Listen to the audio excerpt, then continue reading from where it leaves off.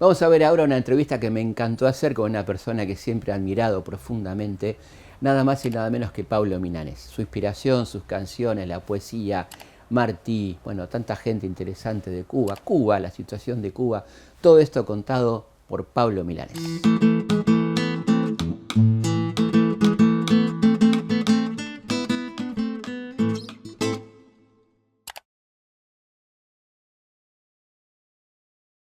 Muchas gracias por venir, Pablo.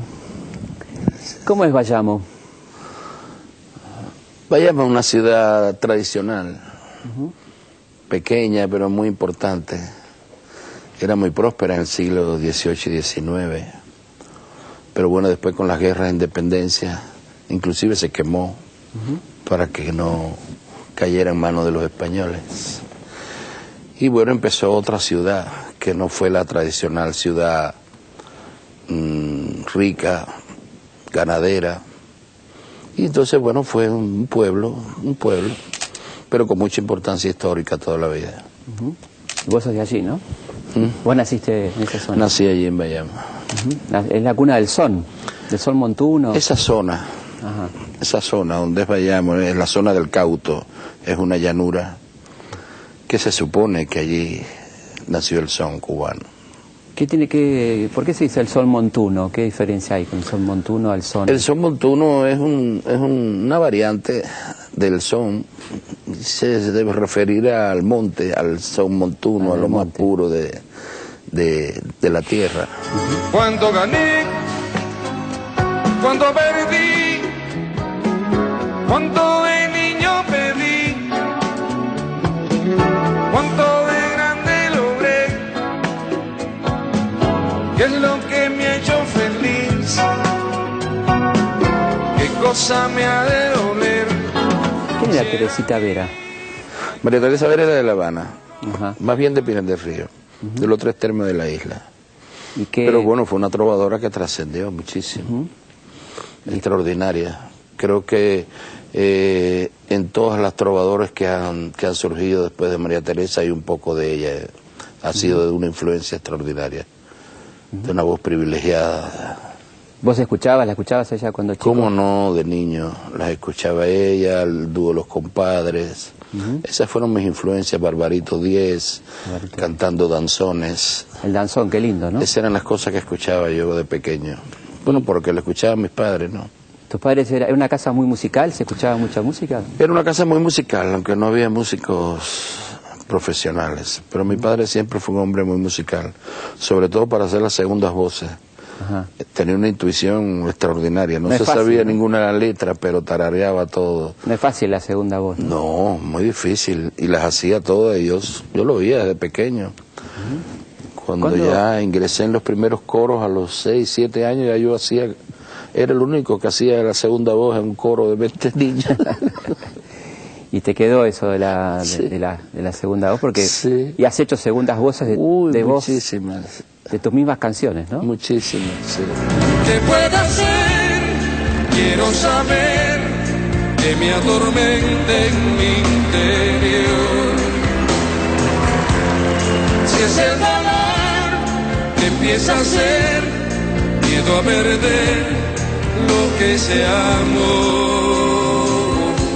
¿Cómo se podría definir el feeling que fue tan interesante en Cuba y que de alguna manera tiene El que ver? feeling es un movimiento que surge en los años 40, capitaneado por César Portillo de la Luz. César es el compositor de Contigo en la Distancia, Delirio, de esas canciones antológicas. Maravillosas. Sí, entonces César, José Antonio Méndez, que es el compositor de La Gloria Eres Tú, y otras canciones antológicas de esa época también.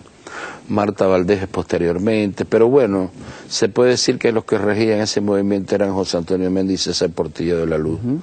Y nació siendo un movimiento con mucha influencia de la canción crooner de Estados Unidos, al estilo Frank Sinatra, Nat King Cole, pero se fue independizando y asumiendo un estilo propio con el tiempo.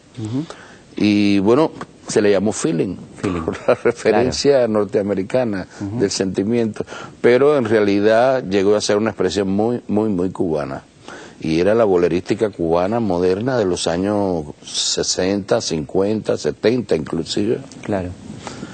Y a vos fue muy influyente ese movimiento para vos en tu formación. Sí, fue determinante. Para mí fue determinante. Fue lo que me inició a mí. Mis primeras canciones están basadas mucho en el feeling. Mujer, si puedes tú con Dios hablar, pregúntale si yo alguna vez te he dejado de adorar. ¿Cuándo empezás a cantar profesionalmente? ¿Empezás a animarte a cantar? Profesionalmente a los 16 años, pero ya desde los 6 años mi madre me llevaba a todos los programas aficionados, habidos y por haber. ¿Con tu voluntad o...? Yo fui en contra de mi voluntad. Contra tu voluntad, claro.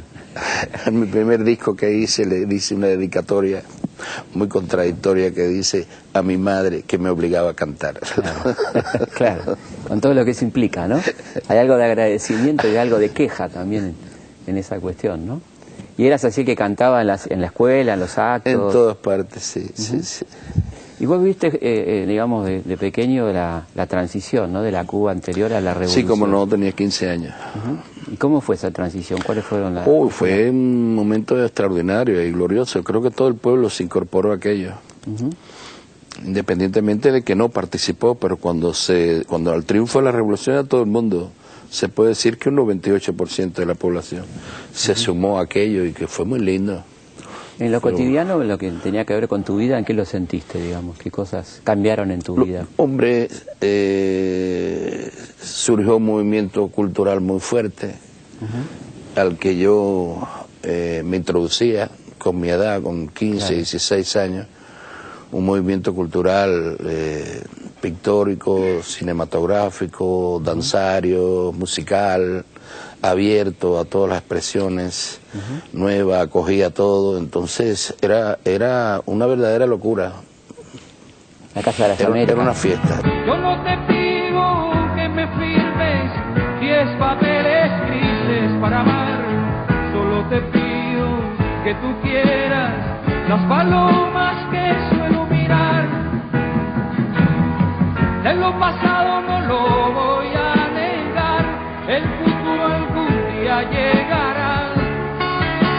En el presente, que me importa la gente, si es que siempre van a hablar. Y en la calidad de vida, ¿qué se sentía en esos años, primeros 60, digamos? Bueno, fue una etapa bastante dura de reconstrucción, porque el régimen anterior había dejado bastante depauperado el país, aunque era un país desde el punto de vista económico bastante desarrollado, hablando de América Latina. Pero muy dependiente. Pero en esa época, debido a la guerra y debido a la corrupción, ya que ya imperaba y que era un caos aquello de corrupción, pues el país había decaído mucho en esos últimos años.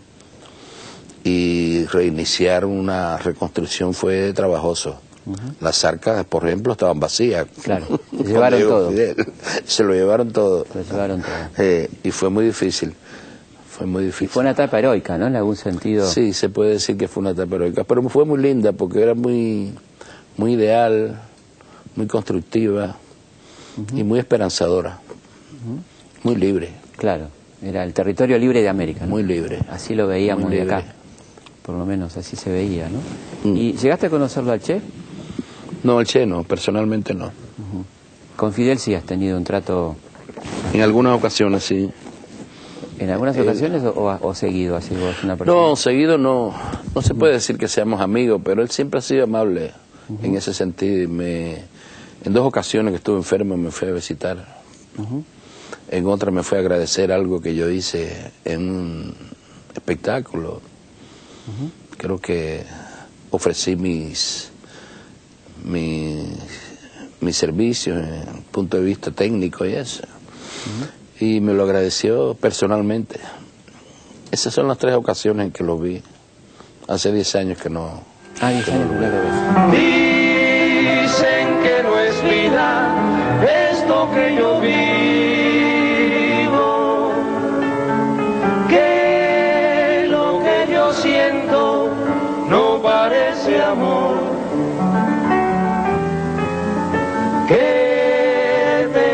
defecto de ser muy altivo, porque indiferente cruzo ante el dolor. ¿Cómo se podría definir a la Nueva Trova, ¿no? ¿Cómo surge, cómo empieza este movimiento tan interesante? Bueno, la Nueva Trova, como el feeling, es un movimiento que se introduce dentro de la música cubana espontáneamente, sin un programa, sin una forma característica bien definida, ¿no? Claro. O sea, nosotros irrumpimos en la música y irrumpimos con un afán de decir cosas nuevas, de mostrar una nueva poesía, mostrar una nueva canción, y sin embargo, así mismo se estaba ya cobrando fuerza un movimiento que tenía su característica propia, y tenía su estilo y tenía su forma. Así fue como se quedó la trova, así es como se quedan, ¿no? Los géneros, que sin plantearse un programa, sin plantearse muchísimas cosas, resulta que ya después son esquemas a seguir, ¿no? Y la Nueva Trova fue así. Yo creo que la Nueva Trova llegó y se quedó como una expresión valedera dentro de la cultura cubana, ¿no? Cuando sí se quedó, ¿se estancó o quedó? No, que se quedó dentro de la música cubana con un valor. Se instaló, sí, digamos, sí, como un valor, ¿no? ¿Cuáles eran las influencias así más notables que vos sentís que...? Las influencias más notables en la poesía, yo creo que en los primeros que empezamos en la Nueva Trova, las primeras influencias, porque lo hablamos entre nosotros, fue la poesía latinoamericana, y en especial César Vallejo, el peruano. Claro. Sentíamos que teníamos mucha influencia de él, nos influenció mucho. Pero después José Martí, que fue un extraordinario poeta modernista. Nicolás Guillén, ¿no? Nicolás Guillén, por supuesto, Neruda. Claro. Todos esos grandes poetas latinoamericanos y de los fueron nuestra influencia. Y la música, bueno, la tradición musical enorme de Cuba, la tradición que da para mucho. Esto que encontré ya no era desconocido, se hizo la canción que se había perdido.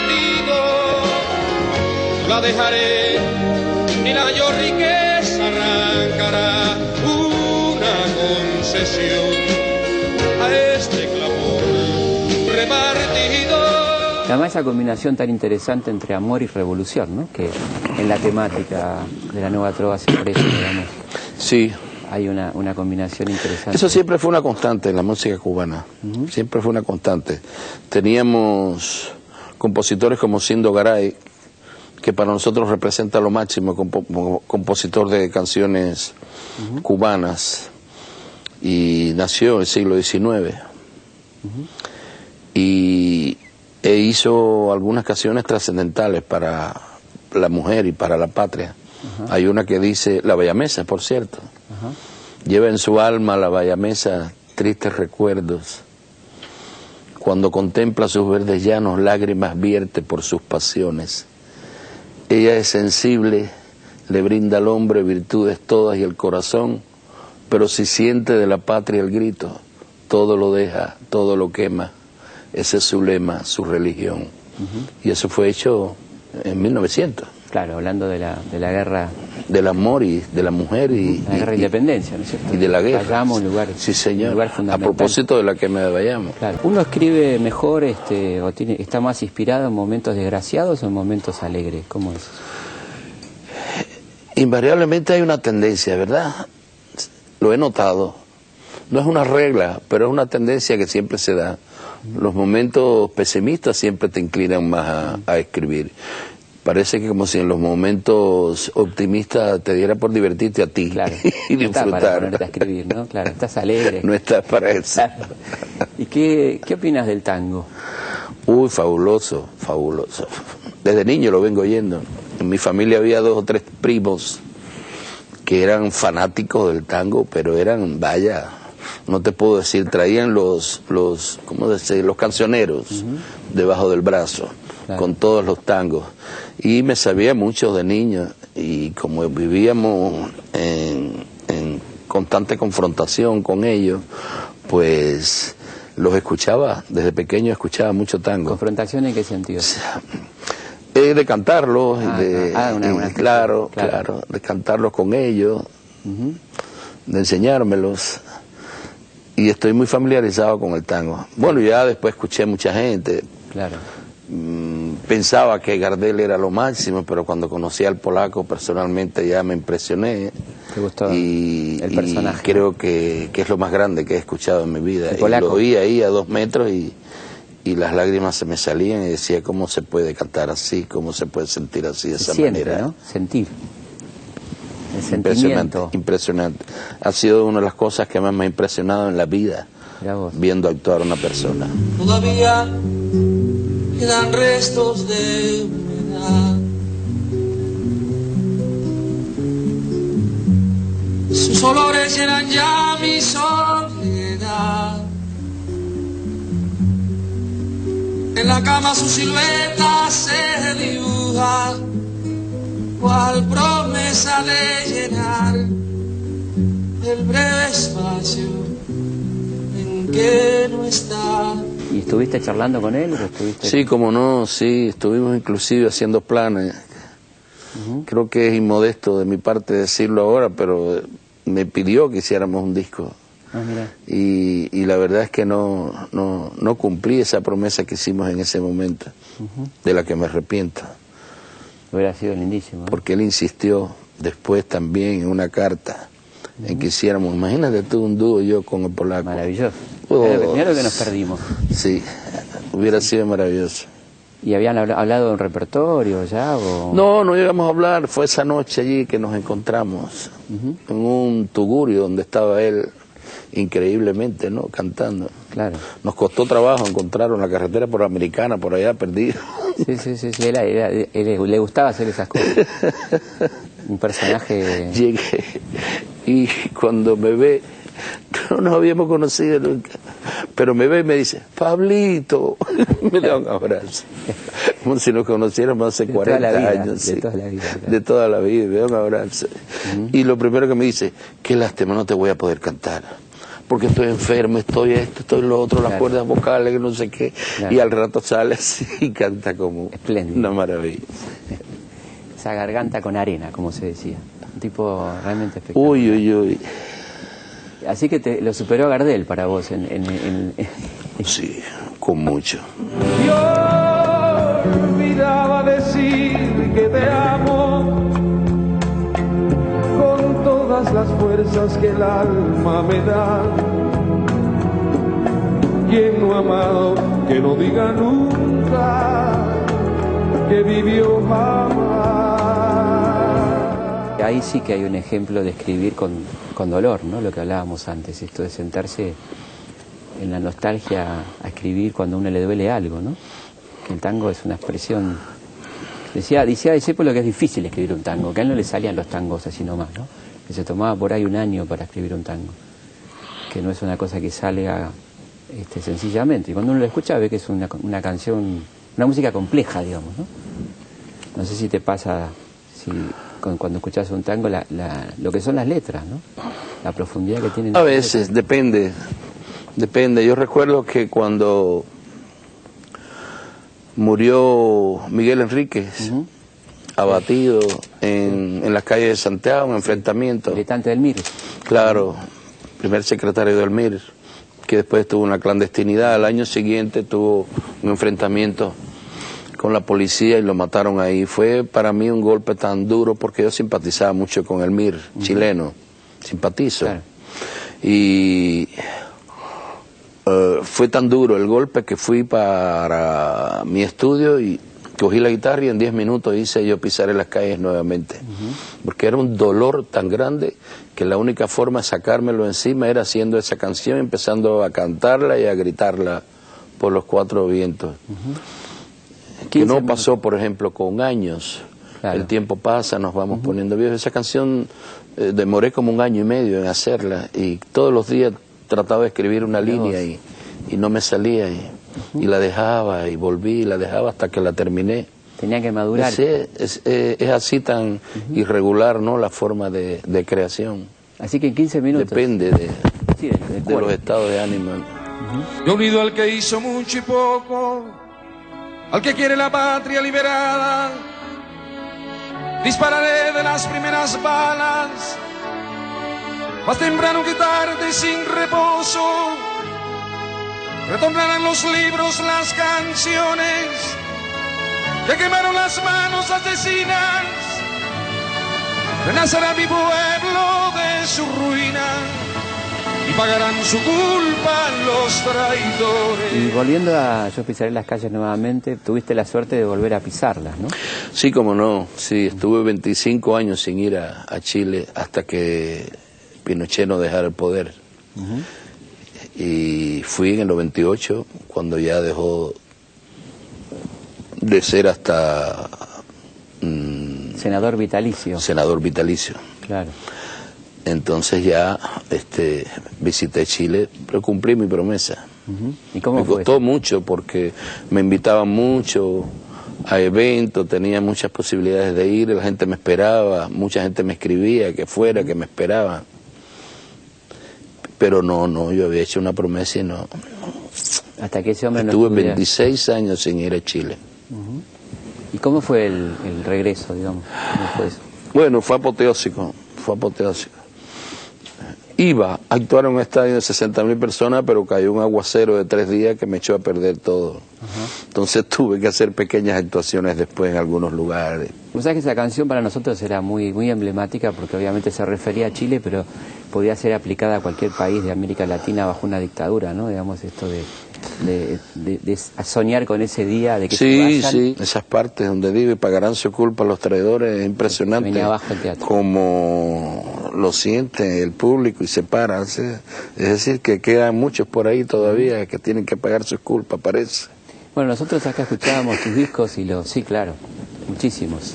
Escuchábamos tus discos y los de Silvio de forma clandestina. Se grababan en esa época los cassettes y los pasábamos entre los compañeros, los amigos. Eso me decían.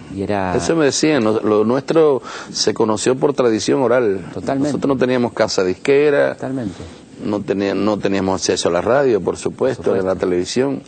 Y sin embargo se nos conocía en toda América. Absolutamente. Y fue así, una tradición oral, absolutamente. Tú me desnudas con 7 razones.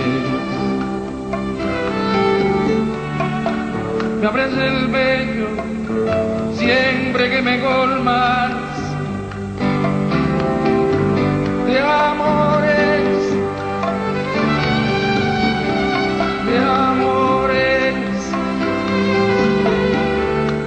eternamente de amores. ¿Yolanda quién es?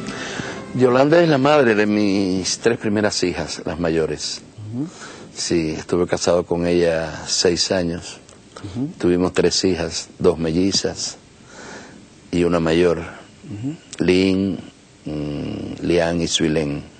Y también a ella le dedicaste Yo no te pido, ¿no? Le canté esa canción de Yolanda cuando estaba embarazada de Lynn. Y hoy en día tenemos la mejor relación del mundo. Sigue siendo una mujer extraordinaria. Que merece semejante canción. Sí, cómo no, por Semejante supuesto. canción. Cómo no. Si un último deseo pidiera, sería tus labios besar, y para ti robarme el azul del cielo y el mar. Si tú te vas, no sé cómo respiro, dónde me escondo, cómo te lloro, no sé. ¿Estás muy atento a la reacción del público? ¿Te importa mucho? ¿Estás muy...? No estoy muy atento, pero se percibe, ¿no? Se percibe aunque uno no quiera. Yo cuando entro así a cantar me concentro en mi música, en mi letra, pero a veces miro y digo, mira lo que se está produciendo, qué bonito. ¿Te la crees, digamos? Sí, claro, ¿Es verdad? claro, de repente sí. Claro. Veo que se ha producido la magia, que ha surtido efecto el trabajo. ¿Y a veces te retrotraes así a cuando empezaste, decís, mirá dónde estoy o no? Esto de pensar, mirá a dónde estoy ahora y dónde arranqué, ¿no? ¿Te pasa eso? Sí, en ocasiones.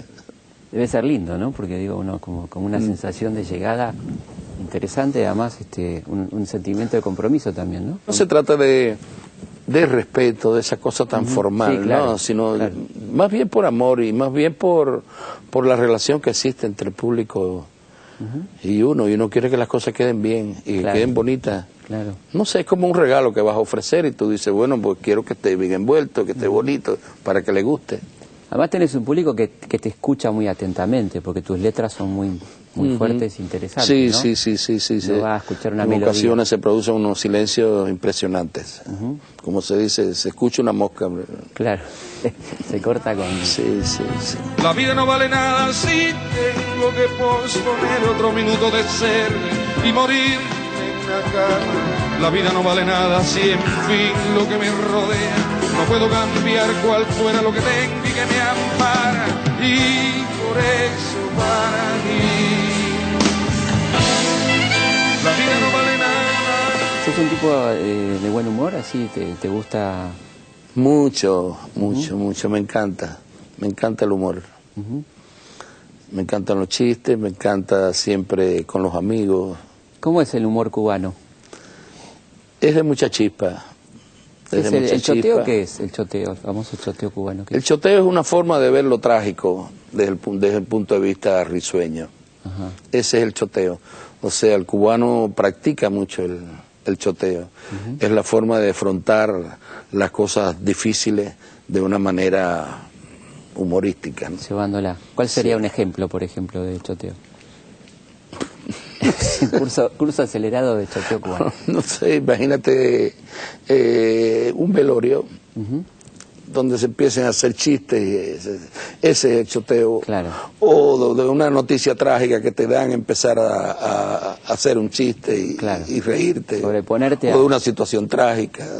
Sobreponerte a una situación trágica. Claro, anteponerte a eso. ¿Quién le dijo que yo era risa siempre, nunca llanto? Como si fuera la primavera, no soy tanto. En cambio que espiritual desde mi brinde una rosa, de su rosa principal. ¿De qué caña manera se me adentra usted sonriendo?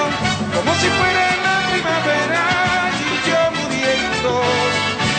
yo muriendo. La gente con el tiempo se va callando las ideas, se va callando las palabras. Y llega un momento en que ya no las dice y no las pronuncia y tienen miedo. En estos años que yo me pronunciaba, antes de que Raúl dijera este tipo de cosas públicamente, yo me pronunciaba en las entrevistas y mis propios amigos y compañeros en Cuba decían, no sabemos cómo tú puedes hablar esas cosas. Digo, pues no las hablo porque soy revolucionario, Claro. y porque tengo el deber, no es porque soy contrarrevolucionario ni disidente, sino porque considero que las cosas hay que hacerlas mejor. Y aquello se consideraba una barbaridad, lo que yo estaba haciendo. Ya hoy en día es más normal ver a las personas hablando en la calle y discutiendo lo que está pasando, pero costó mucho trabajo que la gente tuviera opiniones. Aparte vos lo decís desde el amor, ¿no? Me imagino de querer mucho tu país, ¿no? Por supuesto, de ahí partía todo. Claro. ¿Y qué es lo que más te duele de esta situación? Todo. Estamos dejando caer el país en todos los sentidos.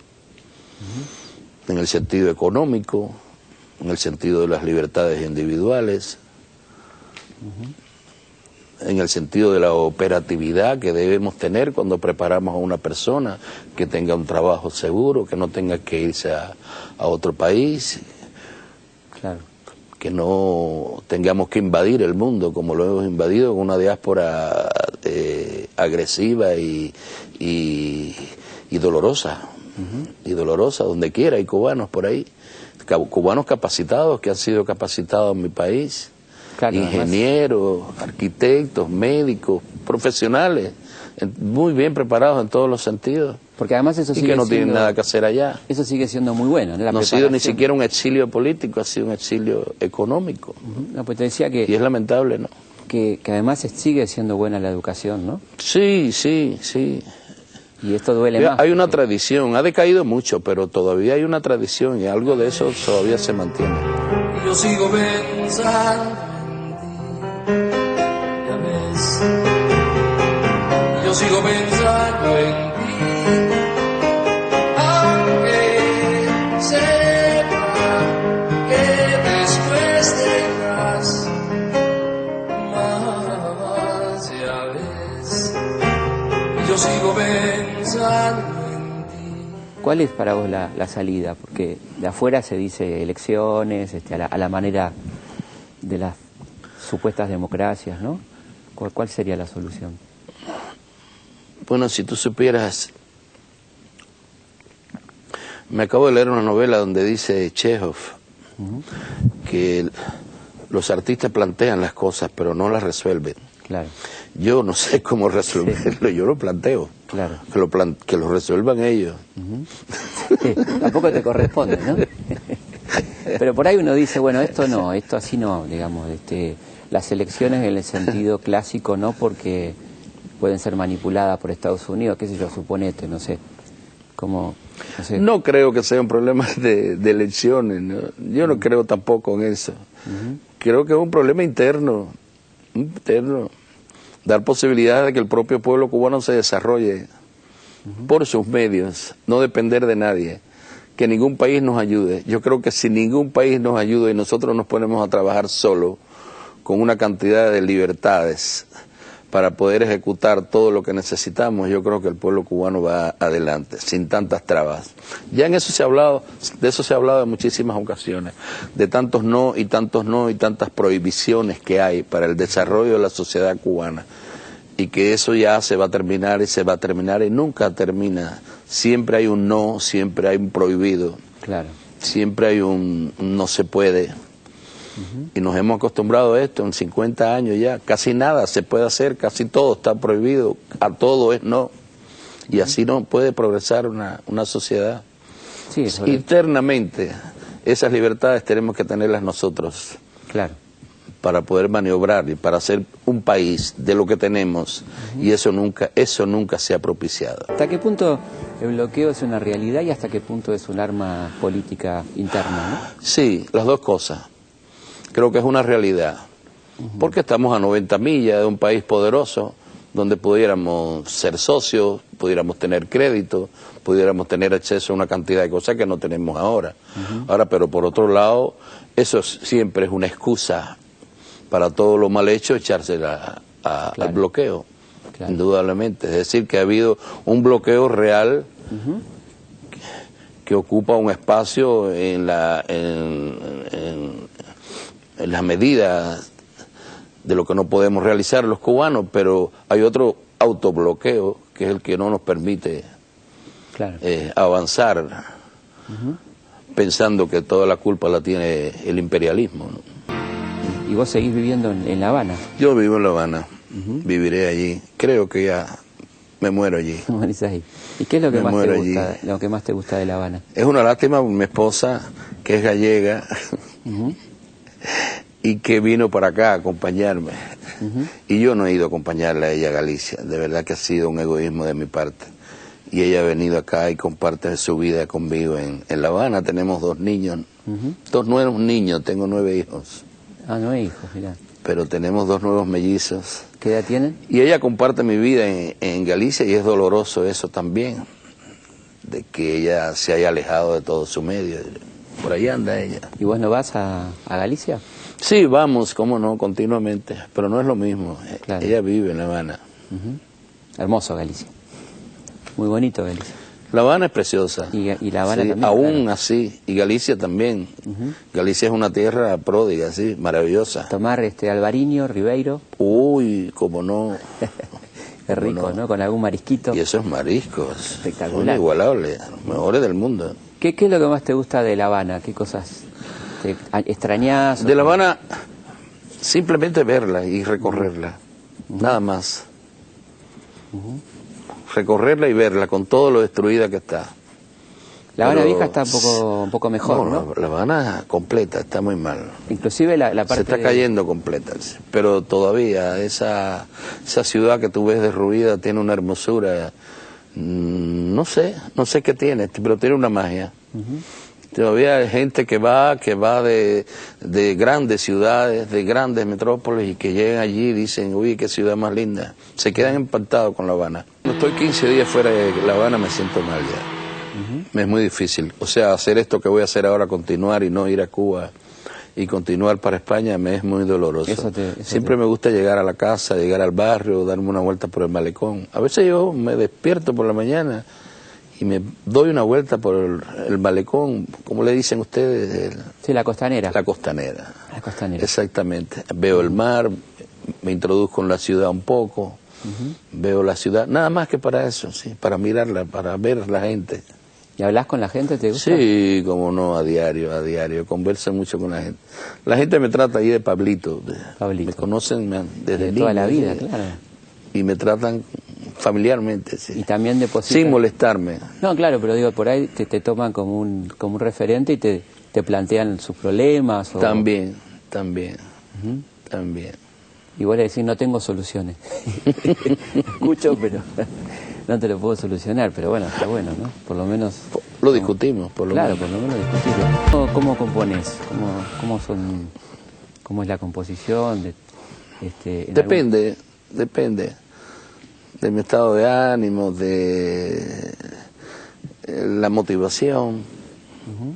Antes tenía un método, ¿no? Pero ya con el tiempo ya me he ido tranquilizando más, tengo menos disposición para la creación y más para el canto. Me cuido más para cantar ya que para componer.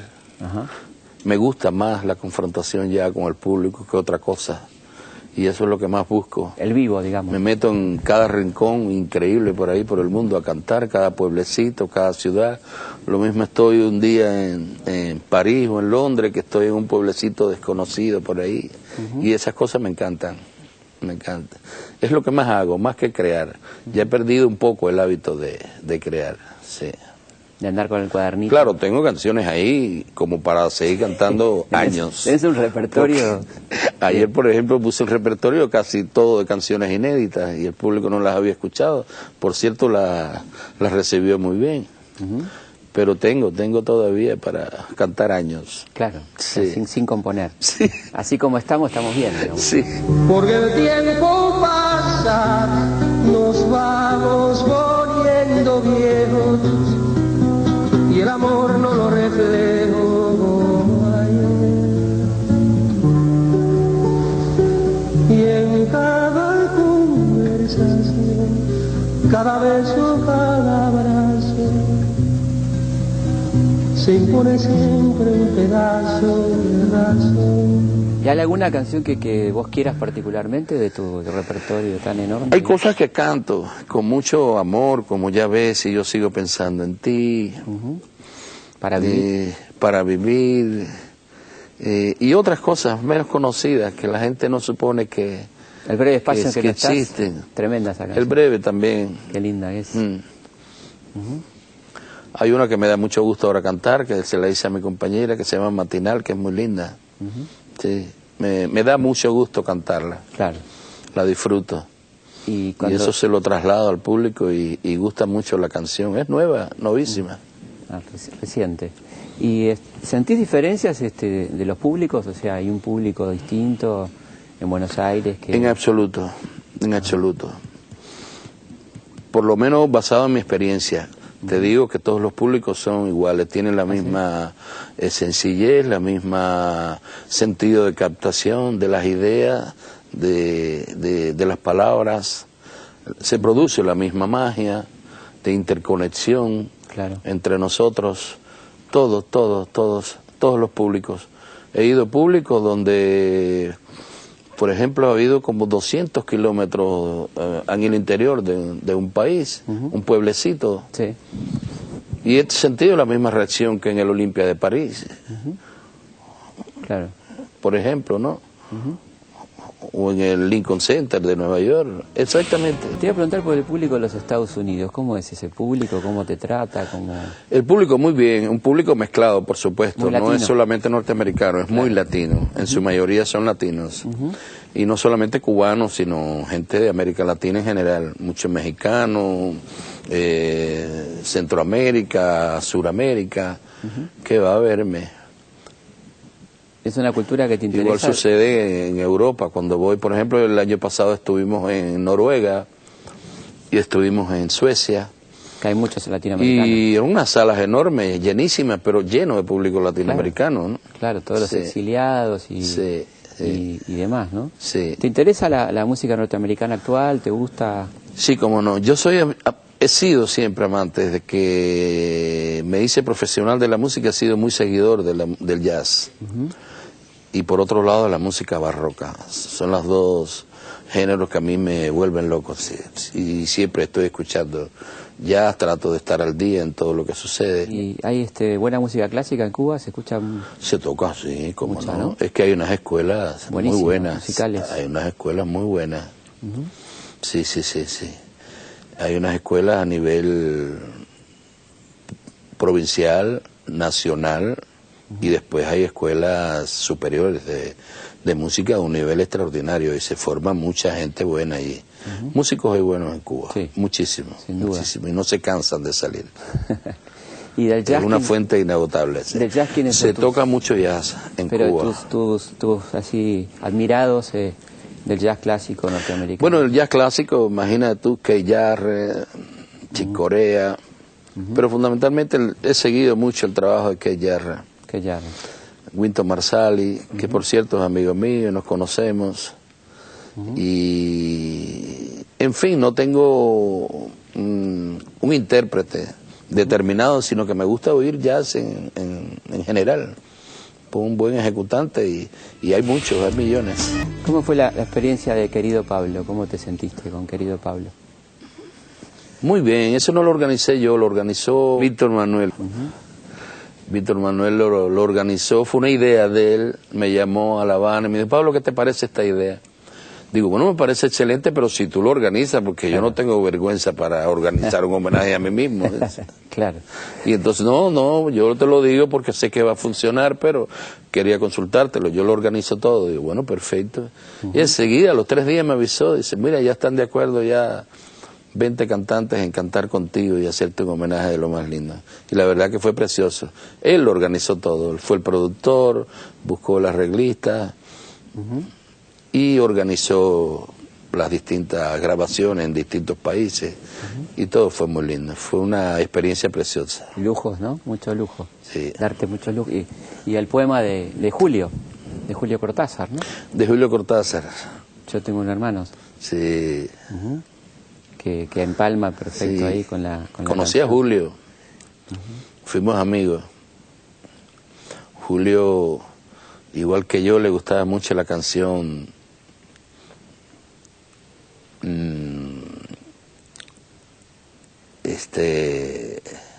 ya ves, yo sigo pensando en ti. Y le gustó tanto que hubo que mandársela acá a París. A los 2 días de haberla conocido, y se volvió loco. Inclusive hizo un poema después con esa canción, y cada vez que iba a Cuba nos veíamos. Qué linda Él persona. me hablaba a mí de música, y yo le hablaba de sus cuentos, de aquel cuento El Perseguidor, que a mí me arrebató durante un tiempo, porque hice un cuento basado en Charlie Parker, que fue una maravilla. Sí. Qué lindo esto que te da la profesión, ¿no? De conocer gente que admirás. Sí. Eso es. Sí. Eso es realmente lindo, ¿no? Bueno, lo que me pasa a mí en este momento, así que te agradezco muchísimo, sé que no estás bien y que te hayas venido hasta acá. Muchísimas gracias a ti. Muchísimas gracias.